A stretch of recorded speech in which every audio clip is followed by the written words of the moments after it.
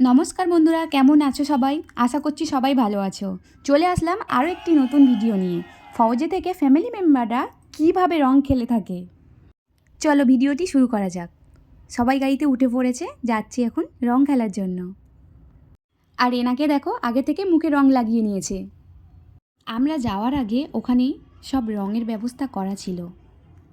পৌঁছানোর সাথে সাথে আমরা সবাই রং খেলতে শুরু করে দিয়েছিলাম। সবাই অনেক মজা করে একে অপরকে রং মাখাচ্ছিলাম। রং বলতে শুধুমাত্র আবির ছিল ওখানে, কেননা ওখানে অনেক ছোট বাচ্চা ছিল, তাই অন্য কোনো রং ব্যবহার করা হয়নি।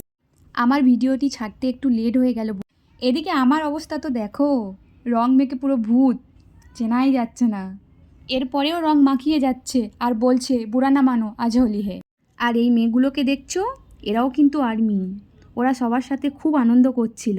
যে কোনো অনুষ্ঠানে পরিবার থেকে একা থাকা কী যে কষ্ট তারাই বোঝে যারা পরিবার থেকে দূরে আছে। তাই যতটুকু সময় পাওয়া যায় পরিবারের সাথে কাটানো উচিত। যেমন আজ হাজব্যান্ডের ডিউটি ছিল, ও আসতে পারেনি, কাছে থেকেও একসাথে রং খেলা হলো না। ভিডিও করে ছেলেকে দেখছে যে সে কিভাবে রং খেলছে। প্রায় অনেকেরই ডিউটি ছিল, তারা আসতে পারেনি। ওই যে বললাম, সময়ের মূল্য অনেক, সময় পেলে আনন্দ করে কাটানো উচিত। আর এই দিকে দেখো, রং তো শেষ হয়ে গেছে, এবার জল দিয়ে হোলি খেলা শুরু হয়েছে। পাশে চলছিল গান, সবাই মজা করে বেশ নাচছিল ওখানে। আমার ভিডিওটি যদি ভালো লেগে থাকে বন্ধুরা, একটা লাইক কমেন্ট করো, আর যদি ভুল হয়ে থাকে সেটাও অবশ্যই বলো।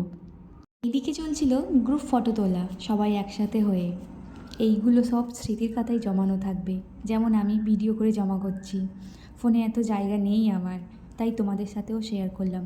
কোনো এক সময় আমিও এই ভিডিওগুলো দেখব আর আমারও অনেক কিছু মনে পড়বে। এবার পেট পুজোর পালা। এখানে ছিল ঠান্ডা ঠান্ডা ফান্টা, প্রায় সবাই ক্লান্ত হয়ে পড়েছিল।